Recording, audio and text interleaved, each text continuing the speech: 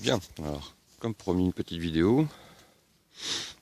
Je vais aller le laver, excusez-moi, mais on a fait une petite sortie hier avec des amis. Il est un petit peu sale, mais bon, c'est pour que vous ayez déjà une première approche comme ça de visu. Donc c'est un Frontera Sport de litre injection, sur lequel, comme je vous le disais, j'ai fait quelques petites transformations, c'est-à-dire que la caisse a été rehaussée pour pouvoir passer des pneus un peu plus gros, les jantes ont été changées. Je vais vous parler de l'extérieur déjà, comme ça. Donc là on est sur du Black Star, qui sont quasiment neufs. Les jantes sont neuves. Les moyeux ici sont des moyeux débrayables manuellement, pas automatiquement, parce que automatiquement ils cassent facilement.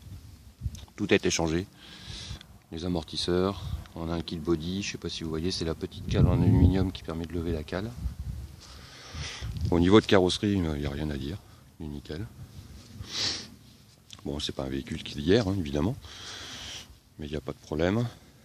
Donc dans ce que je vous avais dit également, j'ai changé la sortie d'échappement pour faire une sortie latérale. Donc c'est un pot de Toyota Celica, puisqu'on a aussi une Toyota Celica.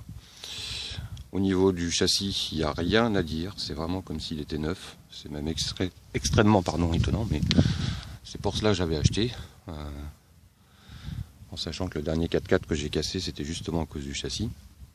Les lames de ressort et les jumelles, donc les jumelles c'est les pièces que vous voyez derrière. Tout est neuf, tout a été changé. Je suis passé sur du renforcé, donc qui permet de rehausser également un petit peu la caisse. Mais surtout, en fait, il est beaucoup moins mou au niveau des suspensions.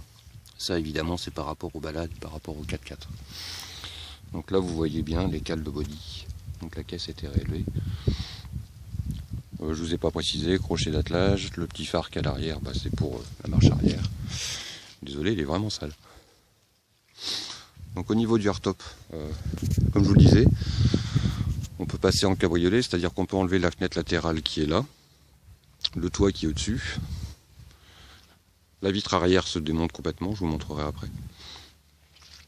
Évidemment l'autre côté pareil.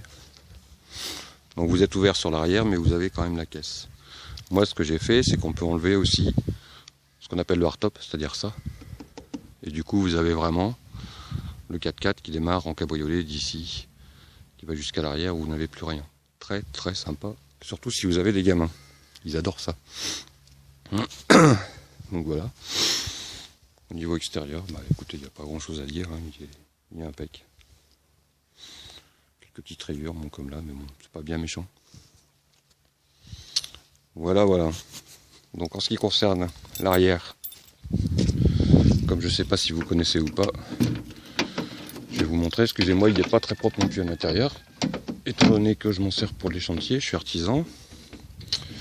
Évidemment, j'ai pas ouvert, mais j'ai fermé.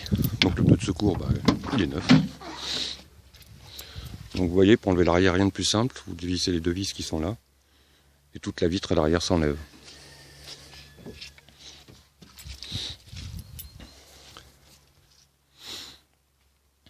Voilà. Je vais aller nettoyer, hein. Je vous prendrai des photos de nettoyer. Donc après, au niveau sono, j'ai changé tous les haut-parleurs, on est en Sony. L'arceau de sécurité d'origine qui est là, bon, je l'ai laissé, mais moi je trouve qu'en hardtop, quand il n'y a plus rien, quand il est en cabriolet, l'enlever c'est beaucoup mieux. J'ai enlevé la banquette, évidemment je l'ai, simplement pour le boulot. Donc c'est une banquette rabattable, hein. Voilà l'intérieur. Donc comme je vous le disais, je vais essayer de faire un zoom.